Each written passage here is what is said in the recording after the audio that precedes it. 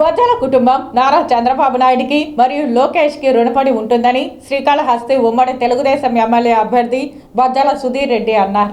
గురువారం మధ్యాహ్నం తెలుగుదేశం పార్టీ ప్రకటించిన రెండో జాబితాలో తన పేరు ప్రకటించడంపై ఆయన ఒకంత భావోద్వేగానికి గురై లోకేష్ తనకు దేవుడు లాంటోడని అన్నారు.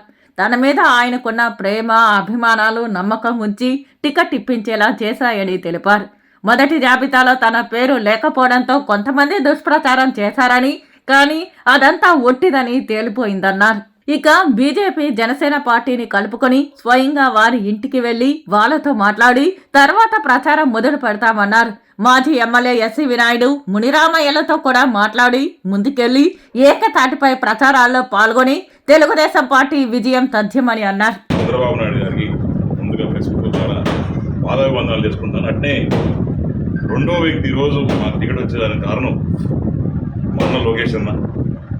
ఆయనతో మాకున్న ప్రేమ, అభిమానాలు, నా మీద ఉన్న నమ్మకం, నాకు ఆయన మీద ఉన్న అపారమైన ప్రేమ ఈరోజు మళ్ళా మా కుటుంబానికి నాకు టికెట్ వచ్చేట్టు చేసింది.